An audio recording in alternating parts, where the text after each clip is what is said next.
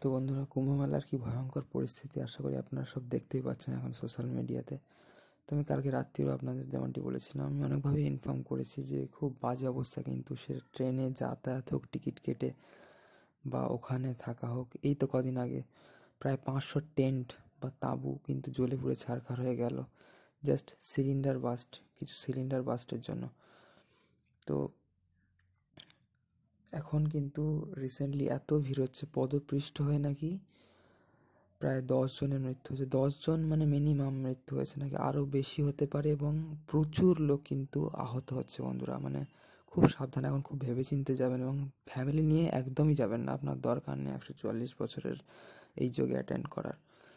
বন্ধুদের নিয়ে যেতে পারেন, বা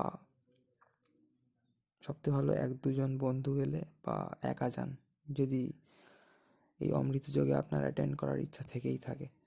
কারণ খুব বিচ্ছিরি পরিস্থিতি কিন্তু ক্রিয়েট হচ্ছে প্রয়াগরাজে।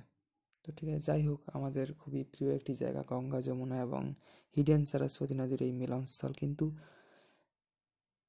এখন যা পরিস্থিতি বন্ধুরা, এই কুম্ভ মেলায়, যেটাকে পূর্ণ মহাকুম্ভ বা মহাকুম্ভ বলা হচ্ছে, 2025-এ যে কুম্ভটা হচ্ছে প্রয়াগরাজে, সেটা অ্যাটেন্ড করার কিন্তু কোনো মানে হয় না। এইরকম প্রতিকূল অবস্থার মধ্যে থেকে মানুষ এখন টিকিট পাচ্ছে না বলে জেনারেল কামরায় যাচ্ছে, খুব ভয়ঙ্কর পরিস্থিতির সম্মুখীন হচ্ছে। ওখানে গিয়েও থাকা, খাওয়া বা স্নান করা নিয়ে পর্যন্ত প্রচুর হাঁটতে হচ্ছে, ইত্যাদি কত বলবো আর।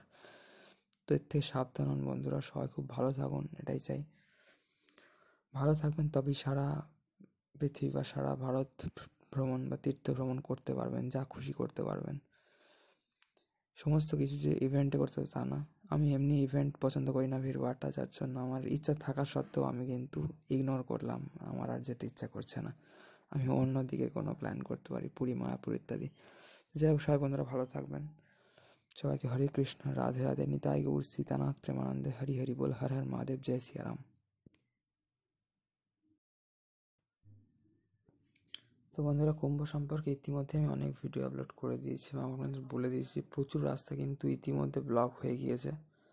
ঠিক আছে, মানে শর্তিলা একাদশীর দিক থেকে কিন্তু এখন মানে মৌনী অমাবস্যা আজকে যে স্নান হলো, এবং আগামী বসন্ত পঞ্চমীর স্নান, এই পর্যন্ত কিন্তু প্রচুর হাঁটতে হবে আপনাদের। তারপরে রাস্তা খুলতে পারে, তাও যে দুর্ঘটনা ঘটে গেল।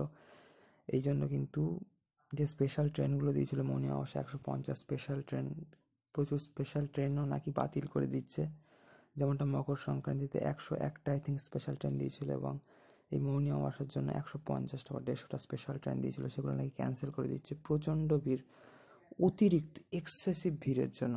ঠিক আছে, যখন এক্সেসিভ হিট হয়ে যাচ্ছে বলে মানুষ বেড়াতে যেতে পারছে না, এক্সেসিভ ক্রাউড হয়ে যাচ্ছে বলেও কিন্তু মানুষ অ্যাক্সিডেন্ট ঘটে যাচ্ছে, দুর্ঘটনা ঘটে যাচ্ছে, প্রচুর হ্যারাসমেন্ট হচ্ছে ওখানে, প্রচুর প্রচুর হ্যারাস হতে হচ্ছে মানুষকে। তো যাই হোক, আগামী মাঘী পূর্ণিমা এবং মহাশিবরাত্রিতে কিন্তু তাও তুলনামূলক ভিড় একটু কম হতে পারে, বা যাই হোক রাস্তা ক্লিয়ার হতে পারে, একটু কম হাঁটতে হতে পারে। বিশেষ করে কিন্তু যত বেলা বাড়ছে তত নাকি ভিড় বাড়ছে, এবং তত রাস্তা জাম হয়ে যাচ্ছে। রাত্রিরে পৌঁছলে কিন্তু পুরো হাঁটতে হবে হয়তো আপনাদের, নাহলে স্টেশনে কাটাতে হবে। ভোরবেলা বা সকালবেলাটা একটু গাড়ি যাচ্ছে, তাও এখন হয়তো বন্ধ আছে, নাহলে কিন্তু যত বেলা বাড়ছে প্রচণ্ড ভিড় হয়ে যাচ্ছে। সে সঙ্গমে সে স্নানে হোক, আর প্রয়াগরাজে স্টেশন থেকে বেরিয়ে সঙ্গমের দিকে যাওয়া হোক, আর স্টেশনে ফেরা হোক, বা যে কোনো দিকে যাওয়া হোক, প্রয়াগরাজ থেকে ভারতের যে কোনো লাইন কিন্তু বন্ধুরা এখন জাম। বিশেষ করে প্রয়াগরাজের এলাকাটা পুরো জাম কিন্তু সব দিকে। তো যাই হোক, দেখা যাক কী হয় বন্ধুরা, সবাই খুব ভালো থাকবেন, এটা ইনফর্ম করা ছিল আপনাদের, এই ইনফরমেশান দেওয়ার ছিল।